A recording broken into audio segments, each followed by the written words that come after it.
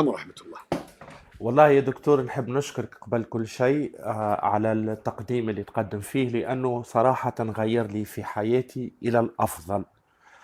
نشكرك ونتمنى كل خير إلى دولة السعودية مني أنا كمواطن تونسي، ونتمنى لكم كل الخير إن شاء الله، وربي يثبتكم على كل شيء طيب.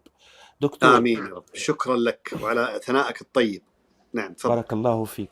دكتور، أنا نتصور حالتي مش منها يعني سيئة جدا، لكن صارت معي عديد الأعراض تبع التعطيل. نعم. زوجت مرتين وطلقت. والحمد لله طلقت وقاعد نصلح في أخطائي. لكن لاحظت إنه في آخر مرة، في آخر زواج هذا اللي صار، اللي دام 7 أيام بس وطلقت للأسف، أي. اني قبل ما يعني اطلق بايامات، او قبل اتزوج بايامات، حلمت انه في جرذ حشاك يعني، وحاشا كل المستمعين، كلمة. انه دخل لبيت الصالة تبعي، وانا كنت بنظف يعني، ماسك المابس وانظف في الغرفة، وخرجته، ما كانش يبى يخرج، ففتحت له الباب عشان يخرج. وفي اخر لحظة كان حسيته ضعف، فرحت اضربه بهيك بالمكنسة اللي في يدي، ولما هو يحب يطلع انا سكر عليه الباب عشان اؤذيه. الحمد لله في الاخر طلع. أنا ليش حبيت أحكي لك هاي الحلمة؟ لأنه بعدين لما اتعرفت اللي في سيادتك تعطي هذه النصائح وكل شيء، آه، صرت لما أقرأ قرآن والآيات اللي أنت تقولهم نحس حركات في جسمي من الداخل، فحسيت اللي كأني نعذب فيه.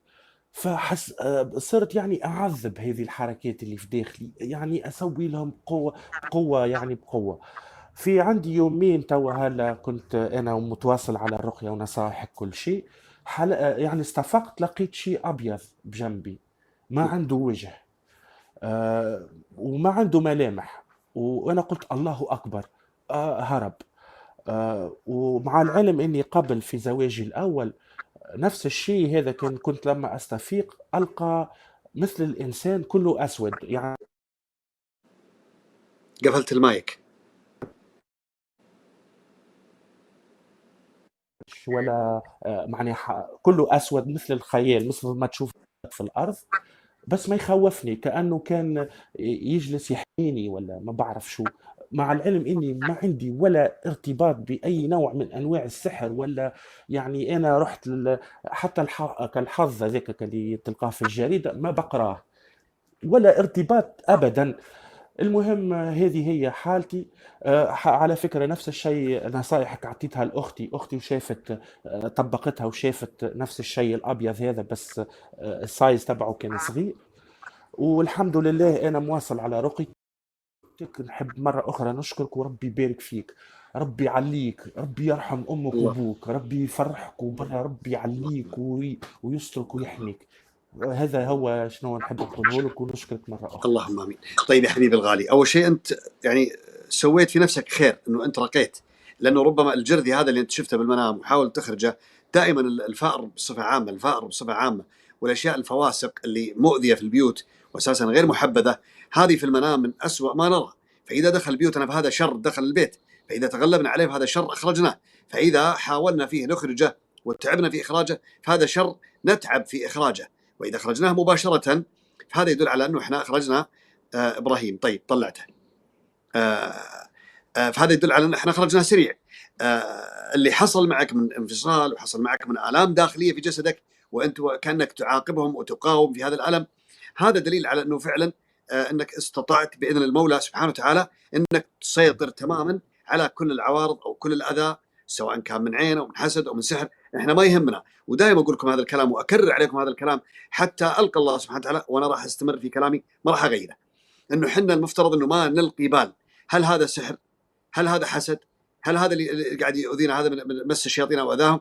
احنا ننظر الى قدره الله سبحانه وتعالى والى عظمه الله سبحانه وتعالى، والى انه احنا راح نتخلص من كل الاشياء اللي دخلت علينا، دخيله على اجسادنا ودخيله على انفسنا. ما شاء الله عليك، ذكرتني موضوع جدا بالله يا بنت المطر، اكتبي لي بعد شوي على الواتساب انه قل لي اذكرك انك تتكلم عن الموضوع اللي كنت تتكلم عنه الان، مواجهه، اكتبي لي فقط مواجهه العارض في جسد الانسان، كيف اواجهه؟ كيف اتخلص منه؟ اكتبي ذكرني بس بعد 5 دقائق او في الحدود. بارك الله فيك. فضل وليس امر، لانه بنت المطر اشراف، ما استطعت ادخل احد بالاشراف، لكنها الان تعتبر من الاوائل في الاشراف، معنا موجوده بنت المطر فوق ام علي. اسال الله يبارك فيها وفيكم كل ما تقدمون، وهذا شرف لي حقيقه انه يكون عندنا احد من الامارات، من مصر، من السودان، من خارج المملكه، من داخل المملكه، انه يشرف معنا ويساعدنا في ايوه تمام، انه يساعدنا في البث، لانه انا احتاج حقيقه احيانا لما البث يوصل 8 9000 احتاج احد يعني يذكرني في بعض الخطوات. طيب احنا نرجع لموضوعك يا الغالي. ابغاك من الان تشد حيلك شوي، لانه انت وصلت الى مراحل ممتازه جدا في الدفاع عن نفسك، ابغاك تستمر بهذا الدعاء اللي انت اذا انت تذكره ولا عيد عليك، لو فكر رهان مكرر، فكر رهان من العين العين، وفكر رهان من الشيطان وحرقه، اللي هو اللهم فك رهاني وثبت ايماني، يعني وكاني ادعو الله سبحانه وتعالى ان يكفيني شر الشياطين ويثبت ايماني ويحلل عقده من لساني يفقه قولي. وبعدين مره اقول واخسأ شيطاني، ومره اقول واحرق شيطاني حتى يحرقهم الله سبحانه وتعالى ويدفع عنا ضرهم. نعم تفضل. وقلت شيء ثاني لما صار هذا ريت فرق كبير شيء سيدي، انه قلت اللهم بسم الله يقطع المدد. نعم قسمت بالله يا دكتور، يا شيخ، يا دكتور وكل، والله حسيت يعني اختلاف كبير.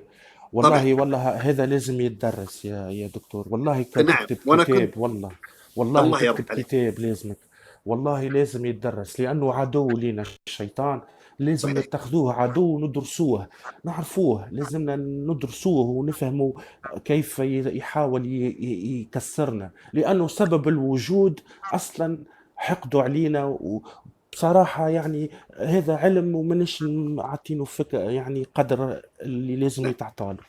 صحيح، هذا المفروض. كتبت لك يا ام علي، شوفي الكتاب اللي كتبته على الواتساب. طيب ابغاك تستمر. نعم صحيح، اللي هو اللهم حي يا قيوم، او اللهم يا فاطر السماوات والارض، او اللهم يا مالك الملك اعني بقطع او فصل المدد من الشياطين.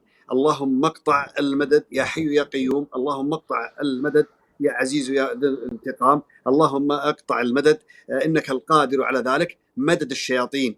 اللهم اخرس السنتهم واطمس اعينهم وصم اذانهم وايبس السنتهم وجفف الدماء بعروقهم واكفنا شرهم بما شئت وكيف ما شئت.